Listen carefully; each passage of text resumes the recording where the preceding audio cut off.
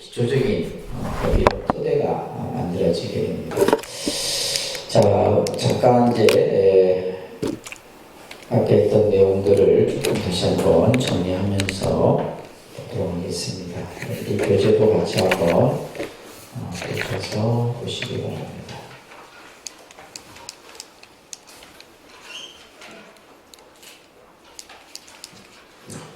자, 우리가 이제 부처님의 탄생부터 이제 보고 있는데요. 자, 이게 지금 이 사진이 있는데, 지금 이 부처님이 실제 이제 탄생한 곳은 네팔입니다. 네팔이라는 나라는 이제 인도하고 거의 근접해. 뭐 국경은 뭐 그냥 걸어서 바로 뭐 국경을 통과할 정도의 인도와 아주 가까 옆에 바로 붙어 있는 나라인데, 실제 이제 이 네팔에 가면 룸빈이라고 하는 곳이 있는데, 이곳이 이제 부처님의 탄생지인데, 여기 이제 하얀색 건물이 있어요. 이 안에 들어갈 수가 있는데, 이 안에는 이제 부처님께서 탄생하셔서 하자마자 걸었던 발자국의 형태가 남아 있다고 얘기를 합니다. 그리고 이제 이곳이 이제 연못인데, 그리고 이 나무가 보리수 나무예요. 그래서 이 시다르타 태자가 탄생하자 이제 여기서 목욕을 하고 했던 그런 이제 장소입니다. 그래서 우리가 이제 좀 있으면 부처님 오신 날이 되는데, 그죠? 바로 이 룸비니 동산에서 부처님이 탄생을 합니다. 근데 이제 부처님의 유적을 보면 이와 같이 온전한 형태의 모습을 갖고 있는 곳이 별로 없어요. 대부분이 이렇게 다 이제 형태의 모습만 남아있는, 그래서 이곳이 그냥 2600년 전에 그죠? 부처님의 탄생지였구나 하는 정도 이렇게 볼 수 있는데, 아까 이제 보리수나무죠. 룸비니에 있는 보리수나무고, 자, 이 룸비니에 있는 이 석주, 앞으로 이제 이 아쇼카왕 석주라는 이 석주를 여러분들이 이제 몇 번 보시게 될 텐데, 이 아쇼카왕이라는 왕은 인도를 최초로 통일한 왕입니다. 인도 역사에서. 그래서 우리가 이제 부처님이란 서가모니 부처님이 역사적 인물인가 아닌가에 대해서 그것에 대해서 이제 역사적 인물이다라고 확실하게 우리가 알 수 있는 것은 바로 이 아쇼카왕의 석주로 인해서 알게 되는 겁니다. 그래서 부처님의 탄생지, 또 성도지, 초전법륜지, 또 열반하신 그런 곳마다 이 아쇼카왕의 석주가 다 세워져 있어요. 이 아쇼카왕은 인도를 이제 인도 역사에서 처음 이제 인도를 최초로 통일한 왕인데, 그러니까 전쟁을 하면서 너무 많은 사람들이 죽고 죽이는 모습을 봤어요. 그리고 나서 인도를 통일하고 나서 이 아쇼카왕은 불교의 귀를 합니다. 불교의 귀를 해서 이때부터 이제 부처님 법을 널리 펴요. 심지어는 자신의 아들을, 왕자를 전도사로 만들어서, 수행자로 만들어서 스리랑카의 불교를 최초로 전한 그런 역사적 또 기록도 남아 있습니다. 그래서 이 아쇼카왕 같은 경우는 전 인도에 84,000개의 탑을 세웠다라고 이렇게 기록이 되어 있어요. 그리고 스님들에게 공양을 하고 교육을 시키고, 또 모든 백성들로 하여금 살생을 금하도록 하고, 이런 이제 아주 성군 중의 성군이었던 이제 인도 역사에서 그 왕이 이제 아쇼카 왕인데, 이 아쇼카 왕이 이제 부처님의 이러한 그 이제 의미 있는 장소마다 이 석주를 세워요. 근데 이 석주에 보면 이곳이 부처님의 탄생지다라는 글귀가 다 있어요. 근데 이 석주들은 원래 요 위에가 뭐가 있냐면 사자가 원래 4마리 있어요. 그러니까 원래 이 사자의 형태가 4마리가 있는데, 인도 화폐 보면 이 사자가 나와요. 인도 화폐에 보면 이 아쇼카 왕의 그 4마리 사자의 모습이 나오는데, 그런 그 사자의 모습이 훼손되어 있죠, 그죠? 온전하게 남아있는 것이 이제 몇 군데 되는데, 대부분 이제 이슬람교도들에 의해가 거기 훼손이 돼요. 땅에 묻혀있거나, 그 땅에 묻혀있던 걸 다시 복원하고, 발굴 작업을 하고, 이렇게 해서 이제 지금의 이 룸비니의 아쇼카 왕의 석주가 남아있습니다. 자, 우리가 이제 부처님이 저 도솔천으로부터 내려오는 장면을 도솔레이상이라고 공부했어요. 그죠? 그러니까 도솔레이상. 부처님이 이제 이 세상에 오시기 전에 저 도솔천으로부터 흰 코끼리를 타고 왕비의 태중에 들어가는 장면이 바로 도솔레이상이고, 두 번째의 장면이 비람강생상입니다. 따라합니다. 비람강생상.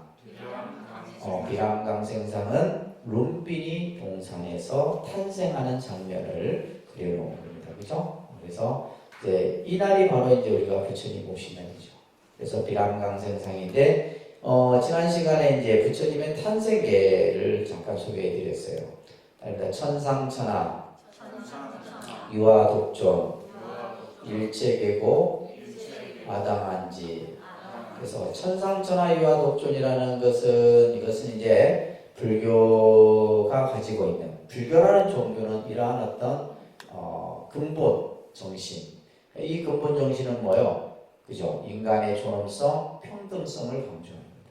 그러니까 부처님 혼자 자기 자신이 똑똑하고 잘났다 이것이 아니라 모든 생명은 존엄과 가치를 가지고 있다라고 하는 것을 이제 선언을 하신 거고, 그 다음에 일체계고 아당한지라고 하는 이것은 이제 불교가 가야 하는 방향을 제시한 거죠. 그것은 뭐예요? 우리 중생들의 각각이 가지고 있는 괴로움의 문제를 내가 그것을 다 해결하겠다는 이러한 메시지를 이 탄생기에 담고 있는 겁니다. 자, 그 얘기까지 이제 하면서 이 아시타 선인의 얘기도 하고, 태자의 어린 시절 충경식을 참석하고, 그리고 이제 태자가 삼시궁의 화려한 궁중 생활을 하고 태자의 이제 결혼을 하게 되죠. 그리고 이제 태자가 이제 왕자로서 생활하면서 본인이 느꼈었던, 그죠? 젊음에 대한 자만, 건강에 대한 자만, 나는 죽지 않을 것이다라고 하는 이런 생각들에 대한 자기의 그런 어떤 회상을 부처님이 되시고 나서 제자들에게 한 설법이 설해지죠. 그리고 나서 이제 태자는 이제 이 사문, 동서남북 네 문을 나서게 되는 이 장면이 이제 사문유관상입니다. 그러니까 사문유관상. 이 사문유관상은 이제 시다르타 태자가 예를 들면 결혼도 하고 또 이런 어떤 화려한 궁중 생활을 하지만은 뭔가 풀리지 않는 자기만의 문제를 늘 가지고 있었어요. 그래서 바깥 세상을 보고 싶었던 거죠. 그래서 왕에게 부탁을 해서 부왕에게 말을 하고 이제 동서남북 4대 문을 나가게 되는데, 자, 요거 여러분들 잘 기억하셔야 됩니다. 동쪽에서는 누구를 만나냐 하면 노인을 만나요. 그러니까 이 태자는 이 노인의 행색의 모습을 처음 본 거죠. 허리는 구부정하고 이는 빠지고 머리는 그냥 그냥 희게 변하면서 그냥 온 살은 다 터지고, 우리가 나이가 들면 그런 모습으로 변한다는 거예요. 근데 그러한 노인의 모습을 처음 본 거예요, 태자는. 그래서 옆에 있던 시자에게 사람이 누구나 나이가 들면 저렇게 되느냐, 저런 모습을 한다. 그러니까 그것에 대해서 태자는 굉장히 마음이 아팠던 거예요. 그리고 다시 다른 남문에서는 누굴 보냐면 병든 자를 봅니다. 온몸에서 피고름이 나고, 그죠? 상처투성이인 병든 자의 모습을 보고 태자는 또 마음으로 고통을 느끼죠. 그리고 서쪽에서는 장례 행렬을 봅니다. 그리고 북쪽에서는 누굴 만나냐면 출가 수행자를 만나게 돼요. 교제 11조입니다. 그죠? 그러면서 태자는 점점점 어떤 인생의 고뇌에 대해서 또 자기의 어떤 그 문제에 대해서 고뇌를 하게 됩니다. 여러분들 11쪽에 궁중의 영화도 이 구절 한번 소리내서 같이 읽을게요. 같이 소리내서 이 교재의 중요한 특징이 뭐냐면 내용과 관련된 경전들이 여기에 이제 수록이 되어 있는 거예요. 그래서 사실 이 경전을 외우셔야 됩니다, 여러분들이. 외우셔야 되는데 그래야지만 이제 제대로 공부를 여러분들이 하시게 되는 거예요. 그러니까 궁중의 영화도부터 같이 소리내서 합니다. 궁중의 영화도 건강한 이 육신도 사람들이 부러워하는 이 젊음도 결국 나에게 무엇을 가져올 것인가? 나는 병들고 언젠가는 늙어 죽음을 면할 수 없다. 생존을 자랑하는 일은 적어도 생각 깊은 사람들에게는 무의미한 일이 아닐 수 없다. 세상의 어리석은 사람들은 자기 자신이 병들고 죽으며 늙고 병들고 죽는 것을 피할 수 없는 몸인 줄 알지 못하고 남의 늙음과 병듦과 죽음을 보고서 웃고 있구나. 자, 우리가 이제 이 불교라는 이 종교의 가르침에서 이제 다른 어떤 뭐 서양의 종교들이나 보면 내생에 뭐 천당을 가고 그죠? 이런 어떤 것들이 이제 주 내용입니다. 그런데 이제 불교는 이 문제를 해결하는 거예요. 뭐요? 괴로움이라는 괴로울 고자인데 괴로움의 문제입니다. 그죠? 고의 문제. 그러니까 부처님께서는 우리가 사는 이 현실을 고라 그랬어요. 괴로움이다.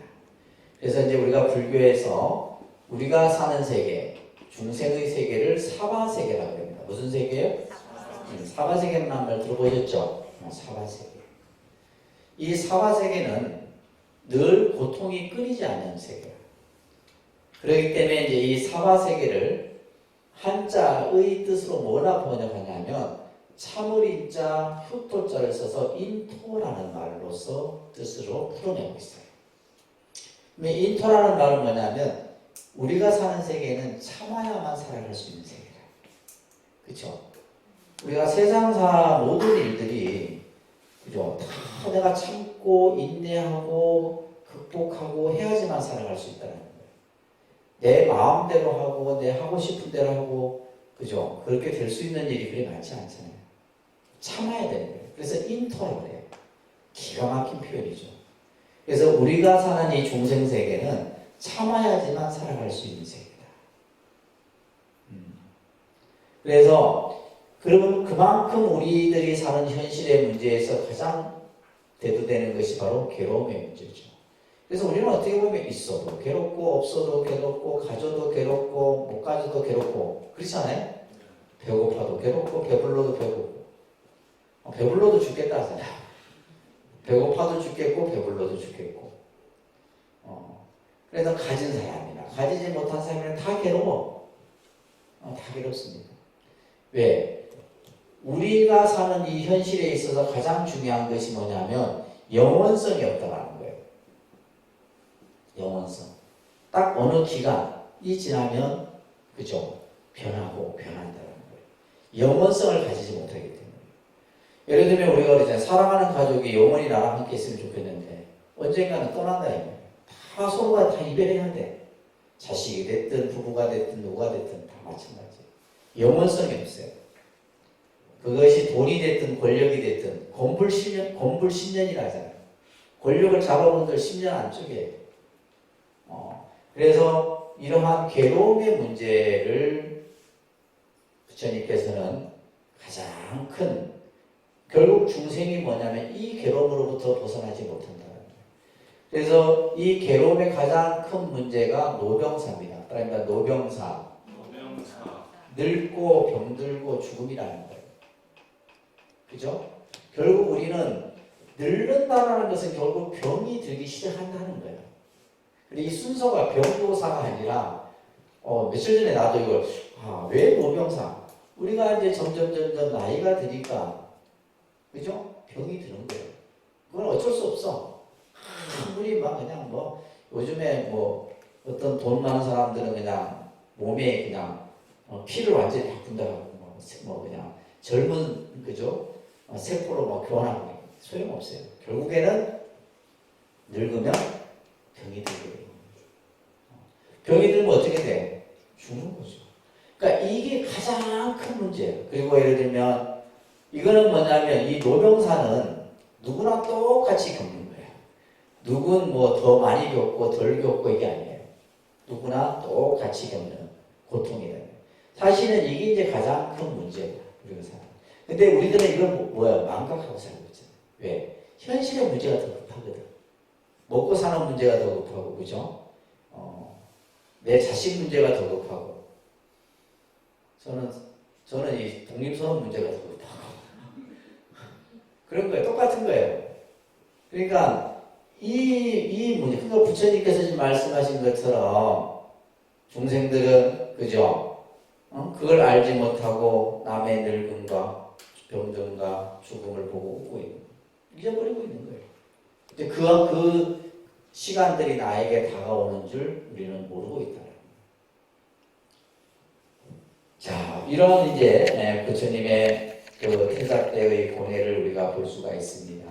그러다가 결혼한 지 10년이 지나서야 아들이 탄생을 합니다. 이 아들을 라울라라는 이름을 지어요. 그래서 탄생했다는 소식을 들었을 때 이 시다르타 태자가 뭐라 외쳤냐면 오 라울라여 이렇게 외쳤다. 이게 이름이 된 거예요. 라울라라는 뜻은 뭐냐? 장애라는 뜻이에요.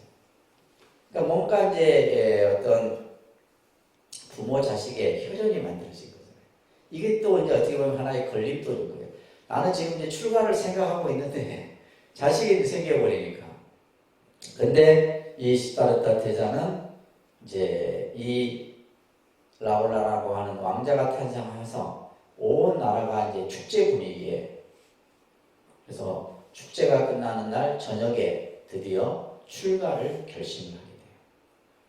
근데 이제 여기는 저희가 이제 지금 이거는 뭐 그냥 우리가 공부의 개념에서 정리를 해놓은 거라서 실제 경전을 보게 되면 어떤 장면이 나오냐면요.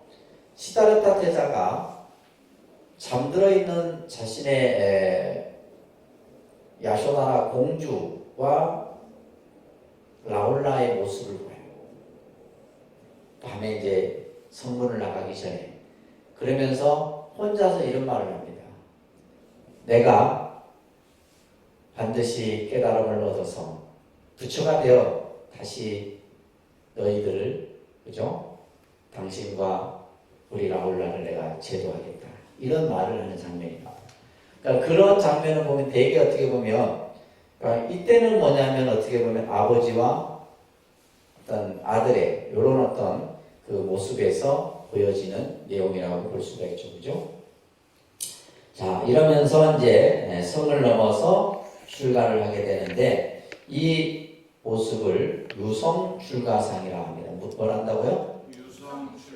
유성출가상. 지금 몇 개 장면이 나왔어요. 도솔레이상, 따라합니다. 도솔레이상, 비랑강생상, 삼원유관상, 유성출가상. 자, 이제 출가의 길로 이제 장면이 나오게 되는데, 자, 출가라는 의미는, 그러니까 한자로 보면 집을 나왔다 이런 뜻이 아니라, 이건 집 나오는 건 가출이에요. 가출. 출가가 아니고 가출이에요. 원래 이제 이 출가의 인도 말은 파비자라고 하는 말이 있어요. 파비자. 이 뜻은 뭐냐면 앞으로 나아가다 이런 말이에요. 그러니까 현재의 내 삶에 머물지 않고 더 큰 꿈을 향해서 나아가는 것을 출가다 이런 뜻으로 이제 원뜻이 있어요. 그래서 이제 이 출가를 하시게 되는데, 이때 태자의 나이가, 이거 기억하셔야 됩니다. 29이 되고 29살. 29살이면 좀 늦은 나이죠. 빠른 나이는 아닙니다. 우리가 이제 저가 출가했을 때가 20대. 그 당시에는 거의 스님들이 95%가 다 20대였어요. 20대 때 거의 다 출가를 합니다. 20대 때 출가를 해서 그때 뭐 같이 수행했던 스님들이 뭐 23살, 25 이런 나이들입니다. 근데 지금은 출가를 좀 나이가 많이 늦어졌죠. 지금은 보통 40대, 또 지금은 우리 조계종에서는 50까지 딱 이렇게 지금 커트라인으로 딱 정해놓고 있는데, 50에 출가해서 뭐 하겠어요? 할 거 하나도 없습니다. 왜 없냐면 기본적으로 스님이 되기 위해서, 그러니까 스님이 되기 위해서 기본적으로 공부해야 되는 기간이 15년이에요. 15년. 그러면 50에 출가해서 65이 돼야 이제 그때부터 활동을 이제 할까 말까 하는 정도 단계. 그래서 이제 우리가 이제 요즘에 보면 은퇴 출가 뭐 이런 이제 명칭도 있어요. 은퇴 출가. 그래서 이제 그 직장 생활을 하다가 은퇴한 후에 출가하는데 정식적으로 이제 뭐 이렇게 막 수행을 하고 하기에는 어렵죠. 어렵습니다. 29에 이제 출가를 하셨는데 그 날짜가 2월 8일입니다. 며칠요? 2월 8일을 우리는 출가제일이라고 합니다. 이 출가의 의미가 굉장히 중요하죠. 왜냐하면 부처님의 탄생도 중요하지만은 부처님이 만약에 출가를 하지 않았다면 불교라는 종교가 없었겠죠. 없었죠. 그러니까 출가라는 이 하나의 어떤 이 모습이 불교가 탄생하는 데 있어서 엄청난 그 뭐랄까 영향을 갖게 되는 겁니다. 자, 시다르타 태자는 성을 넘어서 출가를 합니다. 출가를 하자 자신이 입고 있던 옷을 화려했던 왕자의 옷을 버리고 당시 길거리에 있는 거린의 옷으로 갈아입어요. 그리고 자신이 길렀던 머리를 자릅니다. 자, 이 옷을 바꿔 입고 머리를 자르는 것을 우리는 삭발염이라고 이렇게 이제 한국 불교에서는 얘기를 합니다. 따릅니다. 삭발염이. 삭발은 이제 머리 감는 것을 삭발이라고 해요. 여러분들은 이발이고 저희는 삭발이에요. 스님들 보고 이발한다 소리 안 합니다. 스님들은 삭발한다. 삭발. 왜냐하면 이 삭자가 삭도할 때 그러니까 칼로 이렇게 뭐 예전에는 요즘에는 기계가 있으니까 얼마나 편한지 몰라요. 옛날에는 이 삭도 같은 걸로 굉장히 날카롭거든요.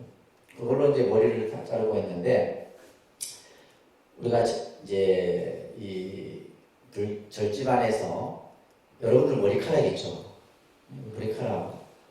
머리카락인데 이 머리카락을 절에서 뭘 하냐면 무명초라고 해요. 무명초. 그러니까 우리가 이 머리카락이 막 저희는 막 머리를 못 기릅니다. 막 머리 조금만 자르면 막 정신이 없어. 산만해져. 그래서 막 머리를 다 감고 나면 그렇게 기분이 좋아. 그래서 이제 이 머리카락을 무명초라 이렇게 이제 불리는데 이제 이 삭발을 하죠. 삭발을 하고 나서 그래서 저희는 삭발을 하는 날이 있어요. 통도사나 해인사 이런 큰 절에는 삭발 목욕일이라고 해서 삭발하고 목욕하는 날이 특별히 정해져 있어요. 요즘에는 이제 뭐 개별적으로 하기도 하고 하는데 그 삭발을 할 때는 이제 찰밥이에요. 찰밥. 지금이야 이제 먹을 게 뭐 풍부해졌지만 예전에는 찰밥이 나오는 날은 특식이에요. 특식. 저희들한테는 특식이고 찰밥에다가 이제 항상 미역국이 같이 나오고 그 다음에 보면 잡채 뭐 버섯 탕수육, 김 이런 것들. 그 당시는 그런 것들 나오면 잘 나오는 음식이었어요. 요즘에야 흔하게 먹을 수 있는 건데 그래서 삭발 목요일만 근데 왜 찰밥을 먹느냐 했더니 그런 일설이 있어요. 머리를 깎으면 기가 빠진다고 그러거든요. 실제 기가 빠져요. 머리를 깎으면 기가 빠져서 뭐요? 기를 이제 그 옛날 어른들이 고를 채운다 해갖고 찰밥을 먹였던 그런 그 영향도 있대요. 그래서 이제 스님들이 삭발하는 날은 찰밥에다가 이제 그런 좀 특식을 먹고 하는 이런 그 풍습이 있습니다. 그리고 염이라는 것은 물들인 옷이다 이런 얘기예요. 물들인 옷. 지금 이제 태자는 남루한 이제 이러한 옷을 걸치게 되는데 보통 우리가 이제 우리나라는 백의민족이라 하죠, 그죠? 백의민족이라 해서 흰 옷을 입었다 이 말이에요. 그러면 이제 이 일반 사람들과 이 복장을 달리하기 위해서 흰 옷에다가 뭘 하냐면 물을 들인다. 염자가 물들일 염자입니다. 염색하는 거죠, 염색.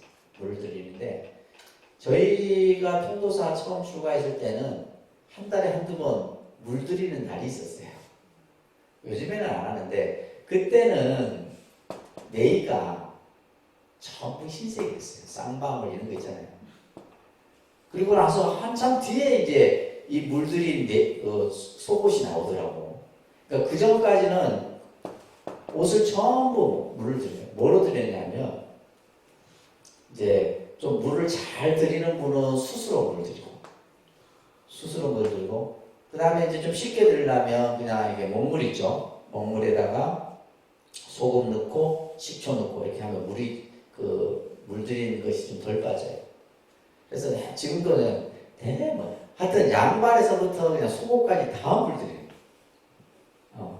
그래서 이제 이 염이라는 것은 어떻게 보면 출가자의 어떤 그 의복을 상징적으로 나타내는 그러한 옷이에요.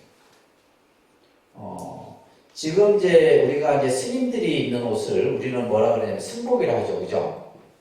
승복 보면 이제 바지 저고리에다가 적상, 동방, 두루마기 이런 데 옷을 입게 되는데 이 옷이 언제부터 입어졌냐면 조선시대 보면 기몽독 이런 그림들이 있죠. 민속화 이런 그림들 보면 그러니까 우리가 이제 옛 사극이나 이런 데 보게 되면 일반 평민들이 입던 옷이에요. 그래서 이제 우리가 한복 같은 경우도 마찬가지고.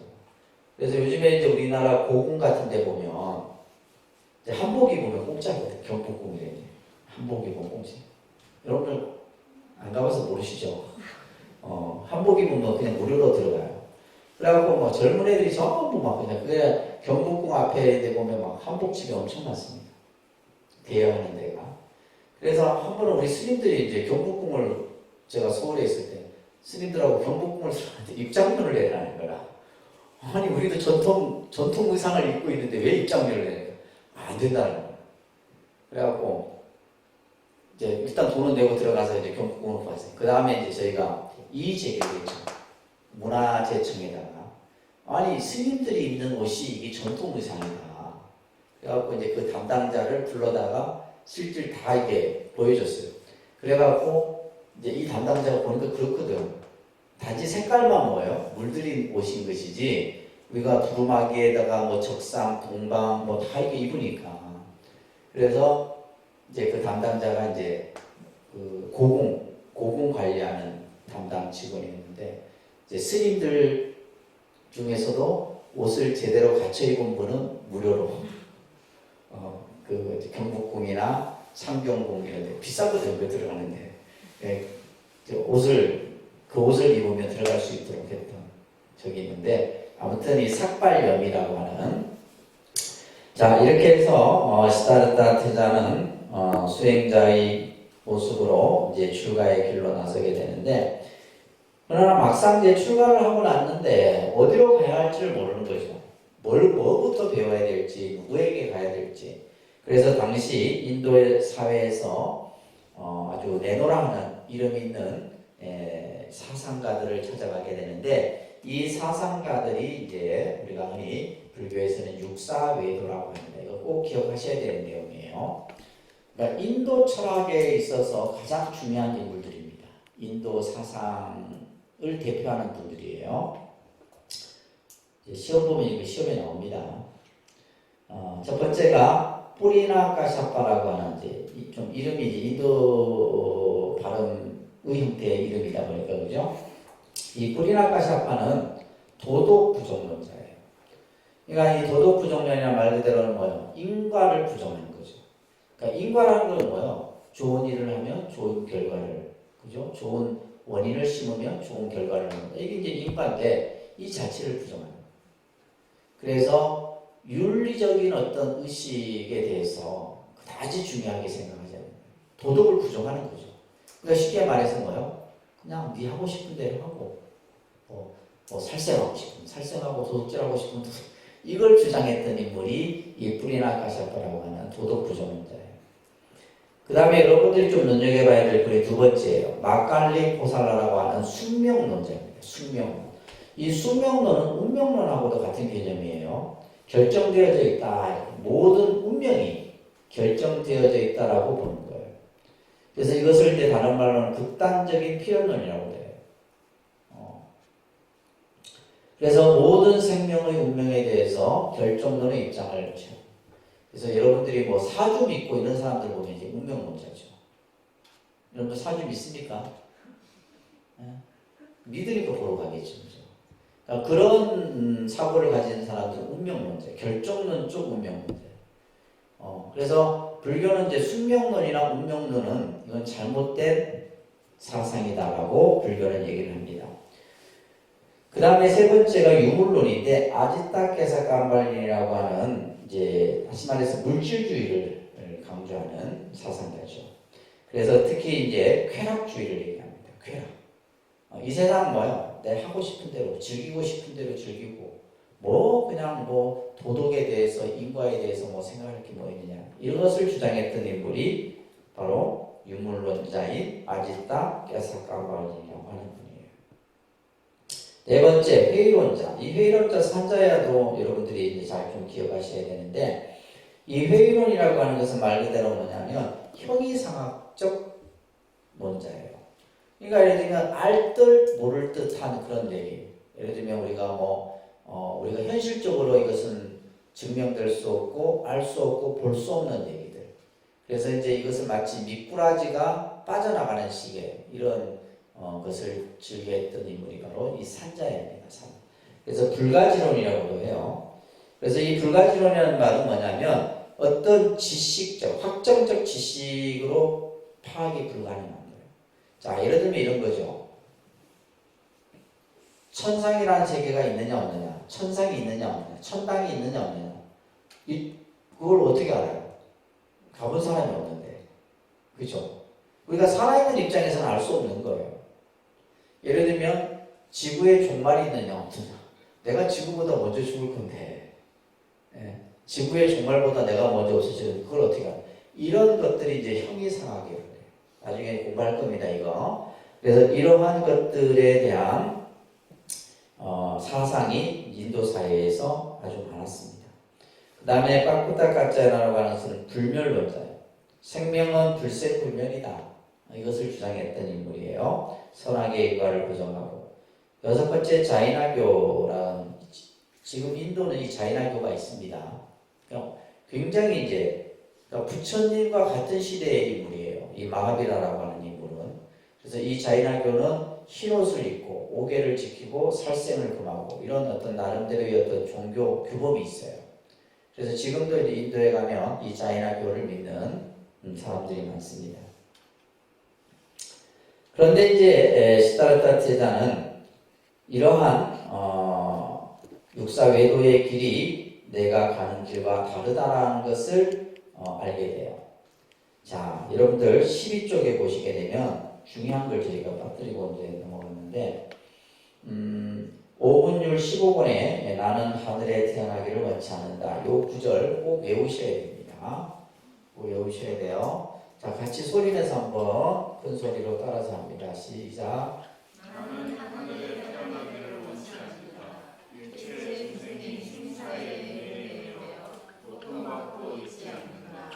나는 일체 괴로움을 구제하기 위하여 출가하는 것이니 위험한 깨달음을 얻어 부처를 이룰 때까지 결코 돌아오지 않는다.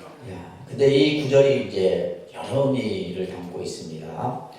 첫째는 부처님께서 말씀하신 이제 태자 때죠. 태자로서 이제 출가를 하면서 자기가 이런 얘기를 합니다. 나는 하늘에 태어나기를 원치 않는다. 자, 이 말은 뭐냐면 당시 인도의 모든 종교의 궁극적인 목적은 생천설이었어요. 생천설. 생천이라는 말은 뭐예요? 하늘에 태어나는 거죠. 그죠? 천상에 태어나는 것이 목적이었어요. 그러니까 모든 종교나 사상들이 전부 여기에 다 포커스가 꽂혀 있었던 거예요. 근데 이제 시다르타 태자는 당시 이러한 생천설을 이제 바라지 않았던 거죠. 나는 하늘에 태어나기를 원치 않는다.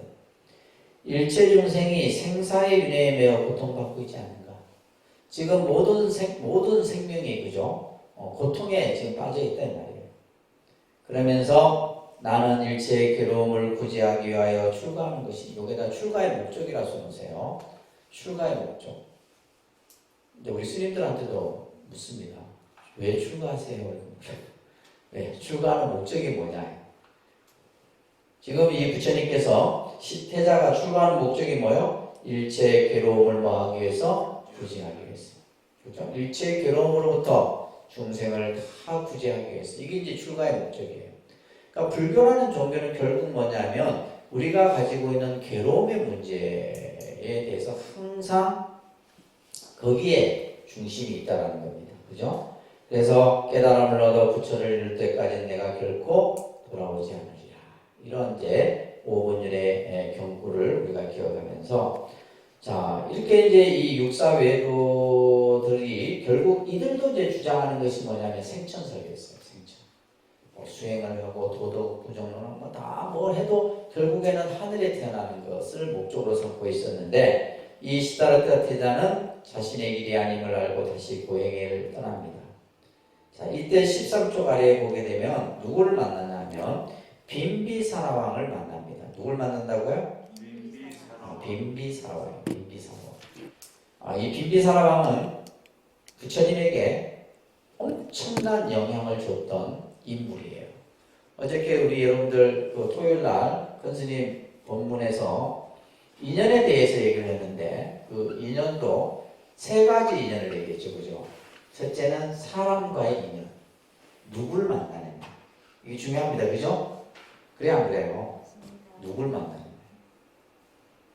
그래서 그것을 사람 인자를 써서 인연이라고 해요. 누굴 만나느냐. 이게 중요합니다. 그리고 또 하나는 뭐냐면 어디서 만나느냐 해서 장소. 그죠? 장소입니다. 또 언제 만나느냐? 시험. 이게 중요해요. 세 가지. 기억나세요? 본문을 들으면 머릿속에 좀 저장을 해야 되는데 이 세 가지 우리가 사람과의 인연, 장소, 그 다음에 시간 이 인연인데 시다르타 태자는 당시에 이 마가다국이라고 하는 나라가 가장 큰 나라입니다. 이때가 이제 16개의 나라에서 나중에는 8개의 나라로 이렇게 이제 병합이 되게 되는데 그 중에서도 가장 큰 영토를 가졌던 나라가 이 마가다국이에요. 이 마가다국의 왕이 바로 누구냐 하면 빈비사라 왕이고 우리는 이제 보통 왕사성이라고 이렇게 이제 성을 왕사성 이렇게 표현하는데 왕이 신하를 데리고 길을 나서다가 숲속에서 수행하고 있는 태자를 만나요. 태자를 만나서 태자의 수행하는 모습을 보니까 범상치 않은 거예요. 그래서 왕이 직접 가서 당신은 어디서 왔소? 나는 카필라에서 왔습니다. 아니 당신의 직업은 뭐요? 나는 왕자 시다르타 태자입니다. 아니 태자가 어찌 수행을 한다고 이렇게 출가의 길을 하셨습니까? 이러면서 대화를 했겠죠. 그죠? 그러면서 이 빈비사라 왕이 나와 함께 정치를 할 것을 권유를 해요. 힘들게 수행하지 말고 나와 함께 정치를 해서 이 인도를 통일하자. 근데 시다르타 태자는 뭐요? 이미 오로지 뭐요? 중생의 고통, 중생의 괴로움의 문제에 이것을 어떻게 풀 것인가에 대한 관심만 있어요.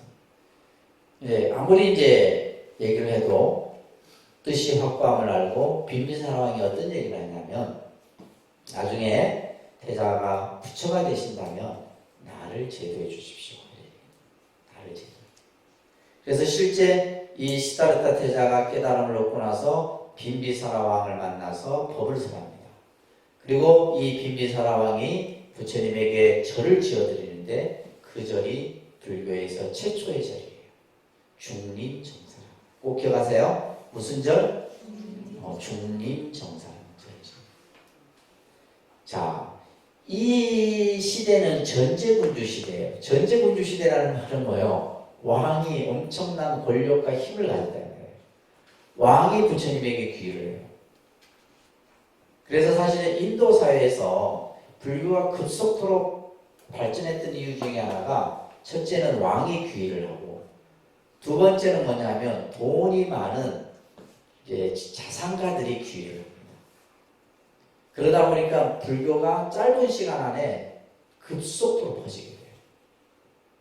그런 이제 그 상황들이 이제 만들어지게 됩니다. 이렇게 이제 빈비사라 왕을 만나서 태자는 이제 이 우르벨라라고 하는 장소에 가서 이제 수행을 합니다.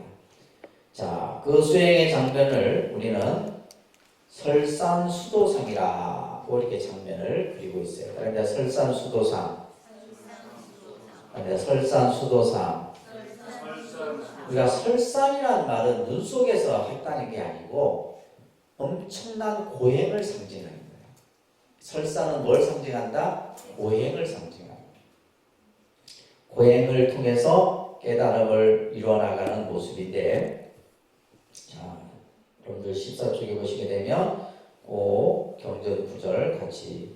그래서 우리는 경전을 많이 읽어야 돼요. 여러분들 경전. 결국 불교 공부라고 하는 것은 경전을 많이 읽고 경전을 많이 보고 경전을 외우고 그게 불교 공부예요. 아시겠죠? 자, 같이 읽습니다. 어디를 찾아가 보아도 내가 어디에 배울 스승이 없구나. 이제는 내 자신이 스승이 될 수밖에 없다. 그렇다. 나 혼자 힘으로 깨달아야 한다. 번뇌를 끊을 수도처를 구하고자 할진데 이곳이 적합하다. 내 이제 여기서 번뇌를 끊으리라. 자, 이러면서 이제 이 시다르타 태자는 고행의 길로 들어갑니다. 아주 어느 누구도 경험해 보지 못한. 그래서 지금 여기 밑에 여러분들 이 부처님의 상이 고행상입니다. 유명한 고행상이에요. 파키스탄 라호르 박물관에 보관되어 있어요.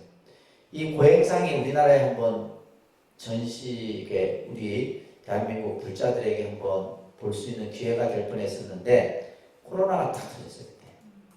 코로나가 딱 터져갖고 파키스탄 정부하고 우리 한국 불교하고 이렇게 협의까지 다 됐다가 한번 오겠죠, 그죠? 우리가 이제 이 파키스탄이라든지 이 아프가니스탄 이런 쪽이 뭐냐면 불교 유적이 굉장히 많습니다. 그래서 이쪽 지역이 왜 불교 유적이 많냐면, 그러니까 불교 불상이 이쪽 지역을 중심으로 해서 그것을 간다라 미술이라고 해요. 간다라 지역을 중심으로 해서 파키스탄, 아프가니스탄. 그래서 예전에 이제 IS가 막 그냥 이 불교 유적을 파괴하고 막 그랬었거든요. 그러니까 엄청난 불교 유적을 가지고 있어요. 그래서 이 파키스탄의 이제 이 부처님의 고행상인데, 우리가 딱 봐도 뼈만 앙상한 모습이죠, 그렇죠? 뼈만 앙상한 모습. 얼마나 이제 이 고행에 정진했다라는 것을 우리가 볼 수가 있는데, 우리가 흔히 이제 시다르타 태자가 6년의 고행을 하게 됩니다. 그 밑에 보시면 같이 또 있습니다. 과거의 어떤 수행자라도, 현재의 어떤 수행자라도, 또 미래의 어떤 추가 수행자라도 이보다 더 깊고 어려운 고행을 닦는 자도 없고 닦을 자도 없으리라. 그래서 우리가 이제 이 고행이라는 말을, 우리가 사실은 수행이라는 자체가 고행입니다. 우리가 이제 수행한다 그러잖아요, 그죠? 수행이라는 게 그냥 이게 뭐냐면 편하고 그냥 안락한 게 아니라 결국 이 수행이라는 과정을 통해서 육체적으로 정신적으로 끊임없이 스스로를 단련하지 않으면 안 되죠. 그래서 우리가 예를 들면 그냥 내가 일이라 생각하면 힘드는데 수행이라 생각하면 덜 힘들어요. 무슨 말인지 되세요? 그래서 우리가 보면 이 육체적인 어떤 고행, 또 정신적인 고행, 당시는 이제 인도 사회는 보면 고행주의자들이 있었어요. 그래서 요가 수행을 하는 수행자들 중에서도 보면 막 육체의 고통, 그래서 막 불 위에 막 걸어가거나 쇠창살 위에 눕거나 이런 이제 수행자 집단들이 많았습니다. 그래서 고행주의를 중심으로 하는 이제 수행자가 있었고, 또 하나는 이제 수정주의라 해서 선정. 다시 말해서 이 선정은 뭐냐면 요즘 말로 명상이죠, 명상. 명상 수행자들. 이런 수행자들이 크게 두 부류가 있었는데, 처음에 이제 시다르타 태자는 너무나 아주 극심한 고행을 하다 보니까 육체가 오히려 병이 들어버립니다. 그죠? 우리가 결국 수행이라는 것도 육체적인 건강이 뒷받침이 돼야지 수행도 된다는 거예요. 그래서 그 밑에 보시면 육체를 괴롭히는 것은 육체의 극복이 아니라 도리어 육체에 대한 집착을 더하게 된다. 라는 것을 시다르타 태자는 알게 되죠. 그래서 자신이 이제 너무나 육체적으로 이렇게 심하게 자기 자신을 어떻게 보면 학대에 가까운 하루에 뭐 나달 하나를 먹고 이렇게 버텼으니까 얼마나 이제 육체적으로 힘들었겠어요. 그래서 이 고행을 중단합니다. 그리고는 당시 니련선화라고 하는 강가에서 목욕을 하고 수자타라고 하는 이 소녀의 유미죽을 먹게 돼요. 이 유미죽이라는 죽이 아주 상징적인 의미가 있는 죽입니다. 그래서 쌀에다가 우유를 넣어서 끓인 죽인데 우리가 보통 이제 수행을 할 때 간혹 중간에 죽을 이렇게 먹어요. 그 배고파서 먹는 게 아니라 이제 이런 어떤 유미죽의 상징성을 가지고 있습니다. 그리고 나서 이제 이 시다르타 태자와 함께 했던 수행을 같이 했던 5명의 수행자들이 있었는데 이 수행자가 누구냐 하면 시다르타 태자의 부왕인 정반왕이 함께 보냈던 수행자들이에요. 혹시 태자에게 무슨 일이 생기지 않을까 염려가 돼서 5명의 수행자를 같이 옆에서 수행하도록 보냈던. 근데 이제 태자가 음식을 먹고 그죠? 고행을 포기한 줄 알고 이제 태자가 수행을 포기했구나 알고 태자 곁을 떠나요. 근데 이제 시다르타 태자는 이제 지금부터가 본격적인 수행에 들어가게 되는데 그 수행을 통해서 깨달음을 얻는 장면을 수아항마상이라 그러는데 수아항마상 보리수 아래에서 말을 항복하는 장면입니다. 시다르타 태자는 부다가야 숲속에서 길상초라고 하는 그 풀잎을 깔고 수행에 들어갑니다. 밑에 나오는 구절도 같이 한번 따라서 할게요. 설사 이 몸의 피부가 다 썩고 뼈가 부스러지며 피가 다 말라 버린다 할지라도 무상보리 정각을 이루지 않고서는 결코 이 자리를 떠나지 않는다. 이런 아주 굳건한 마음으로 다시 수행에 들어가면 다시 몸을 회복한 후에 자 이렇게 수행이 이제 점점 이제 깊어지는 거예요. 근데 우리가 이제 수행이 점점 깊어지지만은 동시에 뭐가 또 좀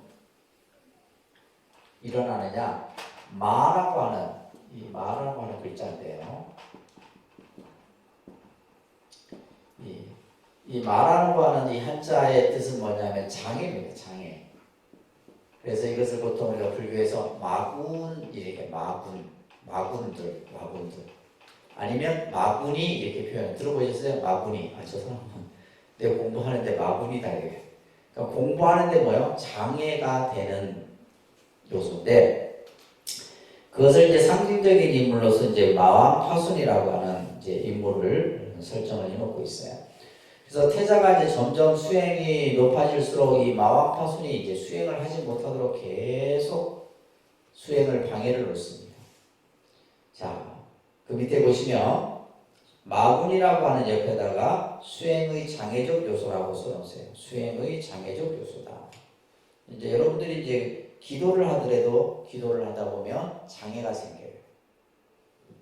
그죠? 공부를 하다 보면 장애가 생기고 또 우리가 일을 하다 보면 장애가 생겨요. 그러니까 우리가 살아가는데 모든 일에는 반드시 뭐가 있다? 장애가 따라. 그래서 우리 속담에도 뭐가 있어요? 호사다마라는 말이 있잖아요. 좋은 일이 있으면 그러니까 좋은 일에는 항상 나쁜 일이 같이 따릅니다. 여러분들 절대 좋은 일만 만들어지는 게 아니라 좋은 일이 있으면 옆에 항상 뭐요? 나쁜 일이 같이 있고 경전에 그런 얘기가 나와요. 하늘에 이제 두 선녀가 있는데 한 선녀는 공덕천녀예요. 공덕. 그러니까 이 선녀는 사람들에게 뭐요? 늘 좋은 것을 베풀어. 좋은 일만. 또 한 이제 선녀가 있는데 흑암. 네, 흑암. 그러니까 이 사람은 뭐냐면 이 사람이 가는 곳마다 이제 막 장애를 일으키는 거예요. 그래서 이제 어느 날 이 공덕천녀가 어느 집에 문을 두드립니다. 문을 두드리면서 나를 이 집으로 받아주실 수 없습니까? 집주인이 당신은 누굽니까?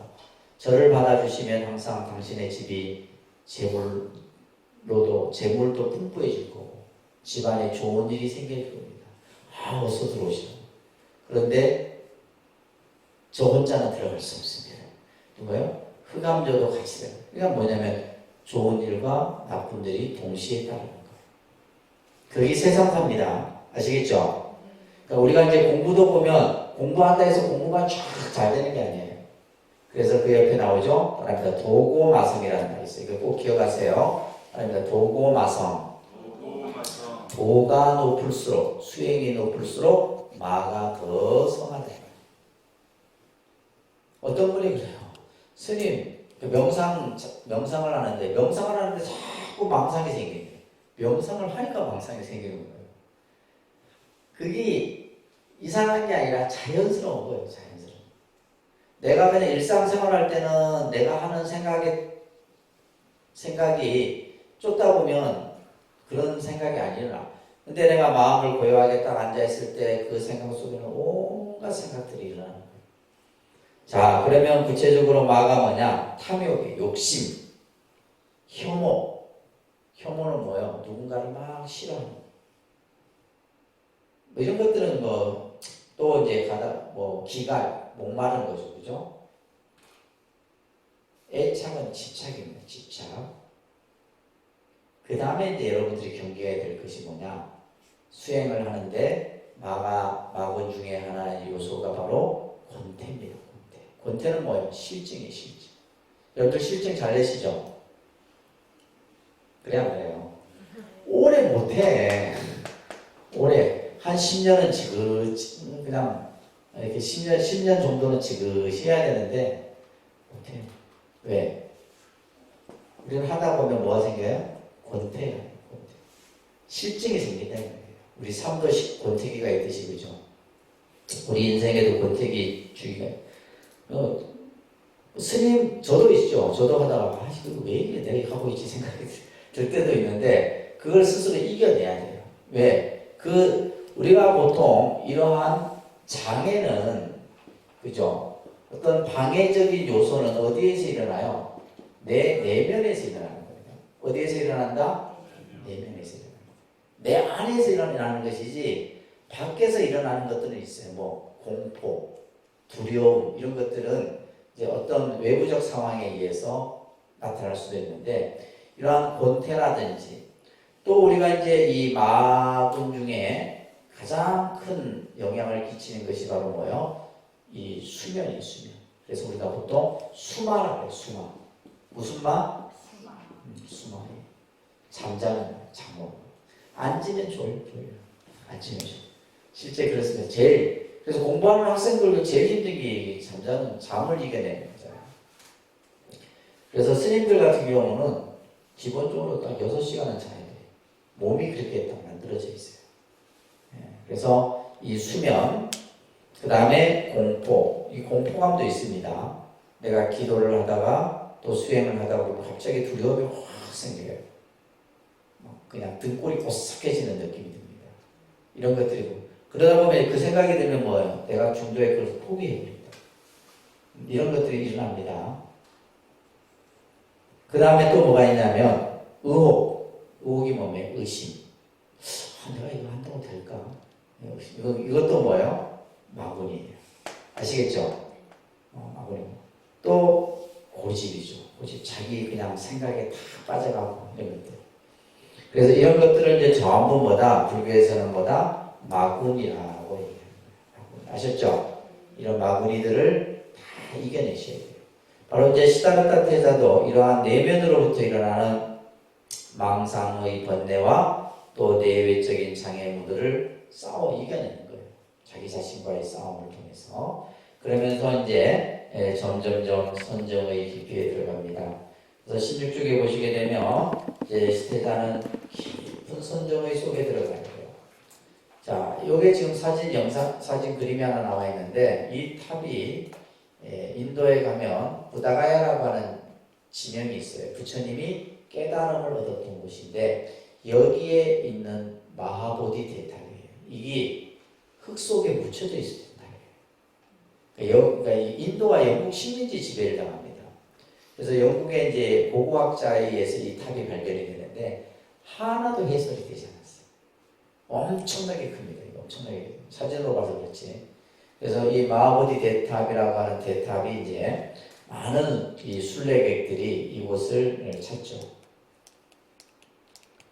자, 요 탑이 이제 탑 옆에 이 보리수가 있는데 이 보리수가 바로 부처님이 앉아서 깨달음을 이뤘던 장소예요. 그래서 이 보리수가 있는 요 장소에 이제 세계의 불교 신자라는 신자는 다 와서 이곳에서 엄청나게 많이 옵니다. 제가 코로나 전에도 이렇게 갔었었는데 엄청납니다. 그래서 이 부다가야라고 하는 곳이 부처님의 아주 거룩한 성지죠. 자, 이 시다르타 태자는 점점 선정의 그러한 깊이에 들어갑니다. 그리고 삼명유통을 얻게 되고 그러면서 저 새벽에 동쪽 하늘에서 샛별이 반짝이는 순간 대우주의 이치를 깨닫고 인생의 진리를 깨달은 부처가 되시는 겁니다. 부처님이 되시는 거예요. 그래서 이러한 깨달음의 장면들이 경전에서 아주 자세하게 설해주고 있어요. 자, 자설경이라는 경, 이거 중요한 경입니다. 소리내서 같이 한번 할게요. 이제부터 시작. 이제 어둠은 영영 사라졌도다. 어둠의 구름도 모두 사라졌다. 이제 다시 생사의 길 따르지 않으니 이것을 돈의 이치로라 선언하노라. 자, 이 경을 무슨 경이래요? 자설경. 자설경은 부처님이 혼자서 이렇게 스스로 독백처럼 읊은 말씀을 자설경이라는데, 자, 여기에서 첫 구절이 중요해요. 이제 어둠은 영영 사라졌도다. 여기서 어둠이, 불교에서는 어둠을 무명이라고 합니다. 무명이라는 말 들어보셨죠? 어둠을 뭐라 한다고요? 무명. 이 무명은 뭐냐면 캄캄한 상태를 그래요. 캄캄한 상태. 아무것도 보이지 않는 상태. 그래서 이 무명을 다른 말로는 무지라고도 합니다. 아닙니다. 무지. 무명, 무지라고 해요. 캄캄한 어둠을. 그러면 무명의 반대는 뭐겠어요? 광명입니다. 무명의 반대는 뭐요? 광명이에요. 광명. 하나는 빛이죠, 그죠? 결국 어둠이 영영 사라졌다라는 말은 뭐요? 광명의 빛이 열렸다 이런 뜻이에요. 이 광명은 뭘 상징하냐면 지혜를 말하는 겁니다. 뭘 의미한다고요? 그래서 우리가 이제 예를 들면 불교에는 빛이, 이 광명의 빛을 상징하는 것들이 많죠. 연등도 마찬가지고 부처님 전에 우리가 켜는 인등도 마찬가지고 촛불도 마찬가지고 캄캄한 어둠 속에서 그 반짝이는 그 불빛이 바로 뭘 광명, 어둠이 사라지는 거죠. 그 어둠이 사라지는 대신에 뭐요? 광명의 불빛, 지혜의 불빛이 드러나는 거예요. 그래서 이제 어둠은 영영 사라졌도다. 어둠의 흐름도 사라졌다.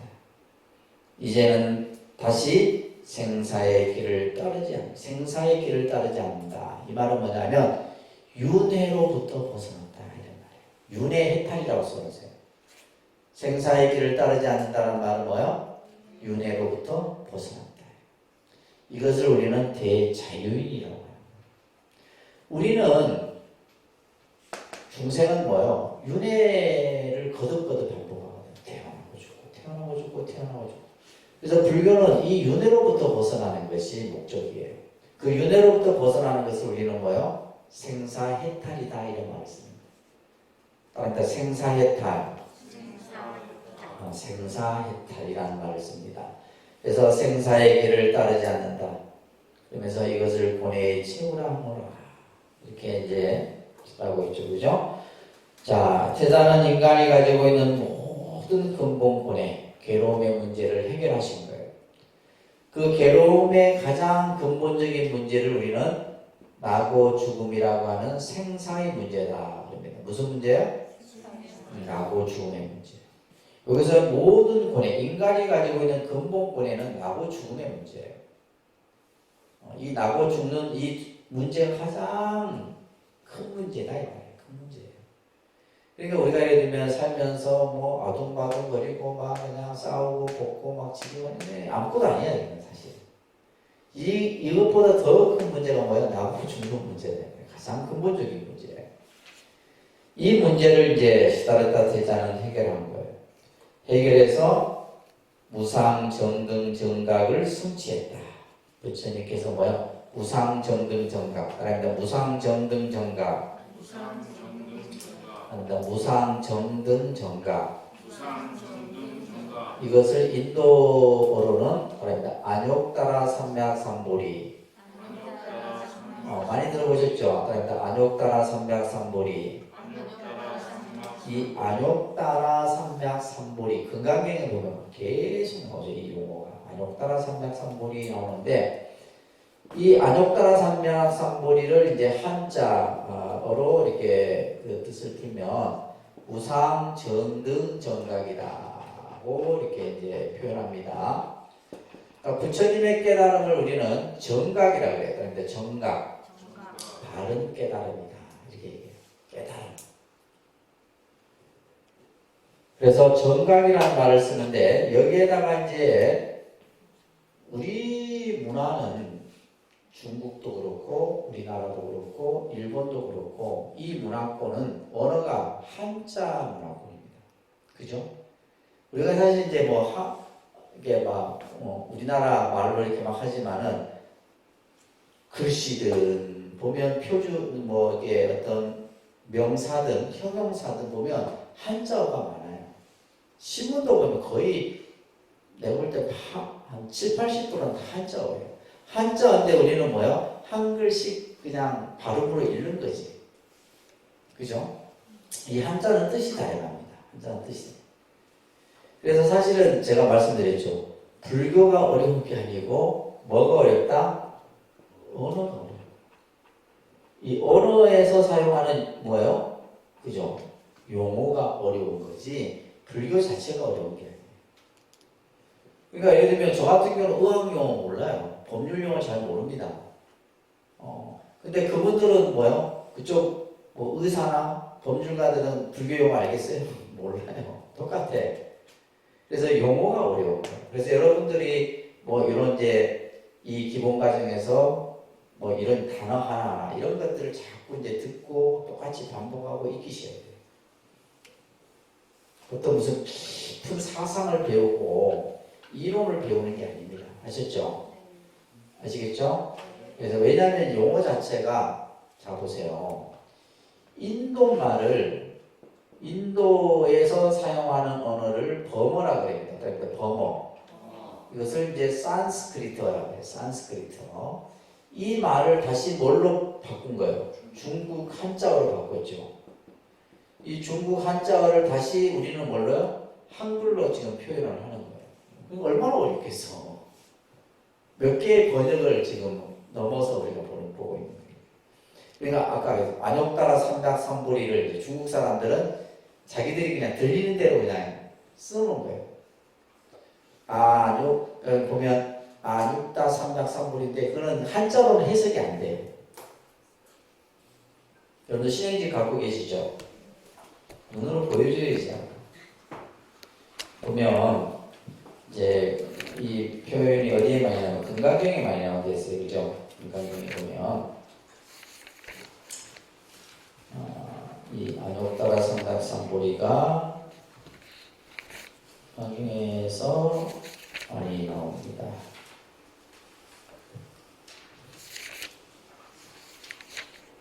또 찾으려니까 안 보이네.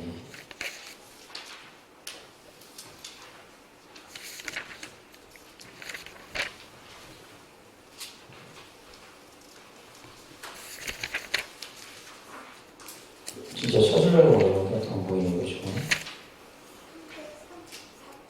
334페이지. 있네요. 그죠? 중간에. 다음입니다. 아누다라 삼맥삼보리 심. 여기서 앞에 자하고 뒤에 심자 하면 발심이 되는 거예요. 발심이라는 말이 되고, 여기서 안욕따라 삼닥삼보리라고 하는, 지금 이 한자 있죠 밑에. 이 한자는 해석이 안 됩니다. 해석이 안 되고 인도 말을 그대로 한자로 표현해 놓은 거예요. 이것을 뜻으로 표현하면 여기 되는 거예요. 뜻으로 표현하면 무상정등정각이 되는 거예요. 어렵죠, 그죠? 어렵습니다. 자, 그다음에 정각. 바른 깨달음인데, 무상이라는 말은 위 없는 이런 뜻이에요. 최상의 말이에요. 절대의 이런 뜻이에요. 그래서 완전한 깨달음 이런 뜻이에요. 완전한 깨달음, 최상의 깨달음. 부처님의 깨달음은 최상의 깨달음이다 이런 뜻이에요. 그 다음에 정등이라는 것은 보편적인 누구나 그 깨달음을 다 성취할 수 있다. 그래서 무상, 정등, 정각. 그래서 무상 정각이라고 합니다. 그러니까 무상 정각, 정등 정각. 용어를 이렇게 막. 그래서 예를 들면 여러분들이 이제 스님들 설법을 듣다 보면 용어가 이거 쓰고 저거 쓰고 이거 쓰고 막 다양하게 쓰는 거예요. 그리고 무슨 말인지 모르는 거지. 그죠? 왜냐하면 그냥 정각이라 했다가도 무상 정각이라고도 하고 또 무상 정등 정각이라고도 이렇게 이제 표현을 하니까 그렇습니다. 그래서 완전한 깨달음, 최상의 깨달음을 이제 얻으시게 됩니다. 이때가 시따르다 태자 나이가 몇 살? 35. 그래서 우리가 이제 29에 아까 출가했다 했죠, 그죠? 그래서 6년의 고행을 하시게 됐다. 나이는 35세고 그 날이 언제다? 12월 8일입니다. 그런데 12월 8일. 우리는 성도제일은 꼭 기억하셔야 돼요. 이 성도제일은 우리가 불자라면 사실은 부처님 오신 날보다도 성도제일이 더 중요해요. 왜냐하면 뭐 나중에 사실 태어나지 않으셨으면, 그죠? 부처님이 태어나지 않았으면 뭐 출가도 없었고 성도도 없었겠죠. 자, 태어났어도 출가를 하지 않았으면 또 불교라는 종교가 없었을 거예요. 또 출가를 했어도 뭐요? 깨달음을 얻지 못했으면 또 불교라는 종교는 없었단 말이에요. 그래서 사실은 우리가 이제 부처님이 탄생하고 출가하고 성도하고 마지막에 이제 또 열반에 드는 얘기까지가 이제 나오는데 요 네 발자의 개념이 굉장히 중요합니다. 그래서 이제 기독교인들로 치면 뭐 부활절과 같은 의미라고 보시면 돼요. 부처님이 완전한 깨달음을 이루시게 된 거예요. 그래서 부처님은 깨달음을 얻고 나서 49일 동안 선정에 들어가서 다시 본인이 깨달았던 그 깨달음의 내용을 다시 한번 생각을 합니다. 근데 이제 문제가 생겨요. 무슨 문제가 생기느냐? 본인이 깨달은 이 깨달음의 진리는 너무나 거룩하고 위대한 법이라. 과연 중생들이 이것을 이해할 것인가? 믿을 것인가? 이것을 알 수 있을 것인가에 대한 고민을 하게 돼요. 그때 누가 등장을 하냐면 범천이 등장을 합니다. 브라만 신이죠. 범천신. 범천신. 자, 여기 이제 이 범천신이 등장하는, 그래서 인도에서는 이 창조신으로 믿는 신이 바로 브라만 범천신이에요. 자, 이 범천신이 등장했다는 것은 뭐냐? 어떤 상징적인 의미를 가지고 있느냐? 불교라는 종교는 신 위에 있는 종교라는 걸 얘기해요. 무슨 말인지 아시겠어요? 그래서 실제 이제 인도에 가면 힌두 사원이나 이런 데 가면 시바 신이라든지 비슈누 신, 브라만 신이 부처님을 이렇게 막 받들고 이런 부처님께 공양을 올리고 이런 장면들이 나와요. 실제 이제 그 신들이 부처님이 또 저 천상에서 내려오는 걸 맞이했던 장소도 있어요. 그런 장소도 있습니다. 그러니까 이제 불교라는 종교가 기존에 이제 인도의 그런 어떤 신들 중에서도 최고의 신이 바로 이 범천신인데, 이 범천신이 이제 등장을 해서 부처님께 이래 얘기를 합니다. 자, 이게 이제 중요한 설법인데, 자, 오늘 조금 같이 한번 전체 내용 한번 읽어만 보도록 할게요. 중생들의 근기는 각각 다르리라. 이 구절은 진짜 외우셔야 돼요. 이거는 진짜 별 5개 꼭 외우셔야 돼요. 너무나 많은 뜻이 여기 담겨 있습니다. 중생들의 근기는 각각 다르리라. 자, 같이 합니다. 시작. 중생들의 근기는 각각 다르리라. 물속에 변하는 연못에 더러움이 흐르지 않듯이 더러운 물속에서 남는 중생들이라도 모두 변할 수 있으리라. 지각기 근기에 따라 법을 선하리라. 하늘의 신이여 그대의 청을 받아들여 내 이제 감로의 문을 여노니 모든 세상의 중생들아 귀 있는 자는 들어라. 낡은 믿음을 버리고. 자, 이 내용은 정말 엄청난 의미를 담고 있는 구절이에요. 하늘의 신인 범천이 부처님께 법을 설해줄 것을 3번을 청해요. 3번을 청합니다. 부처님이시여 부처님께서 깨달으신 진리를 중생들에게 설해 주십시오. 이 장면이 3번이 나오게 되는데, 그러면서 중생들의 근기는 각각 다르리라. 다시 말해서 이제 범천이 그런 얘기를 합니다. 부처님의 말씀을 믿는 자도 있을 것이고 믿지 못하는 자도 있을 겁니다. 그렇지만은 또한 어떤 이는 부처님의 말씀을 듣고 깨달을 것이고 깨닫지 못하는 자도 있을 것입니다. 이제 그 내용을 설하면서 여러분들이 이제 꼭 기억해야 될 용어가 바로 근기라는 용어예요. 무슨 말입니까? 근기. 근기가 각각 다르다 이런 말을 하고 있죠. 그죠? 이 근기라는 말이 뭐냐면 요즘 의미로서 설명을 드리자면 이것은 개개인이 가지고 있는 적성, 능력, 자질 이런 것을 의미하는 거예요. 다 다르죠? 어떤 사람은 손재주가 있고 어떤 사람은 머리가 뛰어나고 어떤 축구 선수들은 발재주가 있고 그죠? 다 달라요. 또 가수들은 그죠? 소리의 재질을 가지고 있고 또 머리를 이해하는 능력도 다 달라요. 그래서 이것을 불교에서는 뭐라 한다? 근기라 한다. 근기. 그래서 사실은 이제 여러분들이 자녀를 이렇게 이제 교육하고 하는 데 있어서 그 자녀가 가지고 있는 근기를 잘 살피는 것이 가장 중요한 거예요. 우리 아이는 어떤 특성이 있고 어떤 자질이 있고 그렇잖아요. 그죠? 공부 싫어하는 애한테 자꾸 공부만 강요하면 아이가 빗나갈 수밖에 없는 거예요. 근데 이 아이가 예를 들면 게임을 좋아해요. 그럼 게임을 통해 갖고도 충분히 성공할 수 있는 길이 있다 이 말이에요. 그러면 근기에 맞춰갖고 가르쳐야 돼요. 그래서 우리가 보통 이제 불교에서는 따라합니다. 상근기, 중근기, 하근기, 근기를 이렇게 3개로 나눠요. 그렇다고 머리가 나쁘고 좋고 이 얘기가 아닙니다. 사람마다 예를 들면 머리는 나쁜데 내가 손재주가 있는 사람이 있고 그죠? 다 달라요. 그것을 그냥 우리가 단순히 그냥 머리가 좋고 나쁘고 이렇게 판단하는 것이 아니고 근기가 다 다르다. 아까 얘기했듯이 적성과 자질과 능력이 각각 다르다는 거예요. 부처님은 이걸 이제 보신 거예요. 그래서 이제 보통 이제 상근기는 말 그대로 뭐요? 근기가 수승한 사람이에요. 하나를 가리키면 열을 하는 거죠. 열을 따라하는 거예요. 그래서 보통 이제 우리가 이 상근기는 마음 수행을 하는, 특히 이제 우리가 참선이라든지 그죠? 이런 공부는 상근기에 해당되는 자들이 할 수 있는 거예요. 다시 말해서 이제 정신적으로 고도의 정신력을 갖춘 이들이 하는 수행이 바로 이런 것들이에요.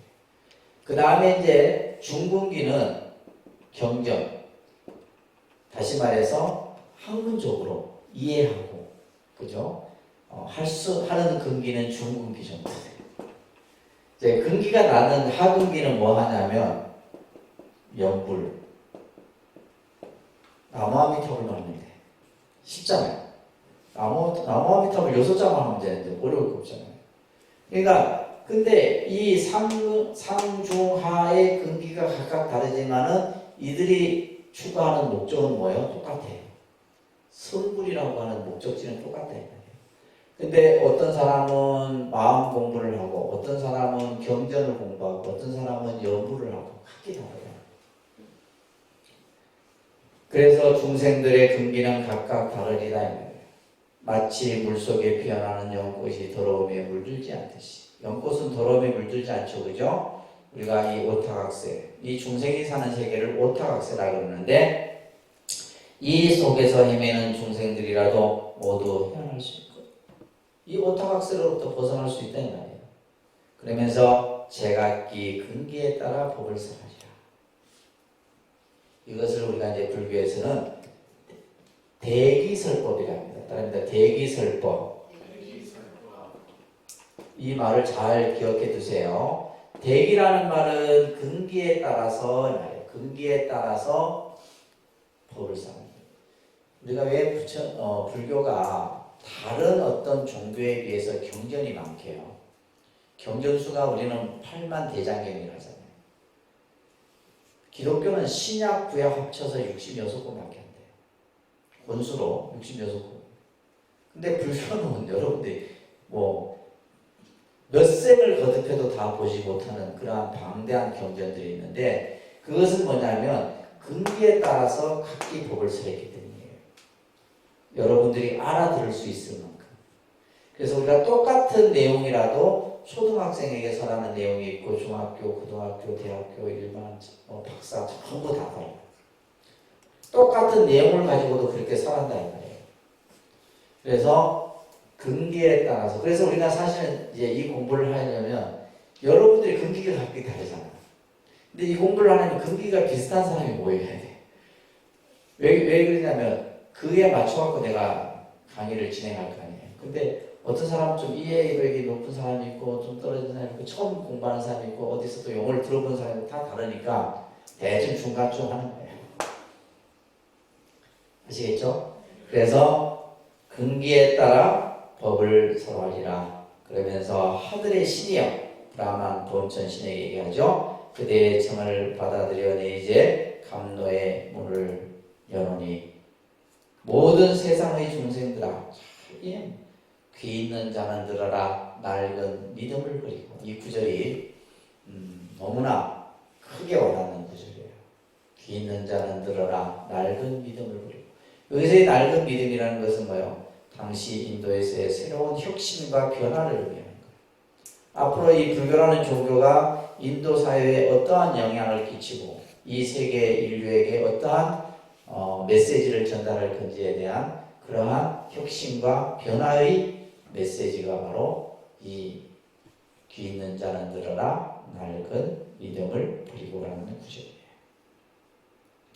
이것을 우리는 예를 들면 부처님이 깨달음을 얻고 나서 우리들에게 처음 던진 한마디였단 말이에요.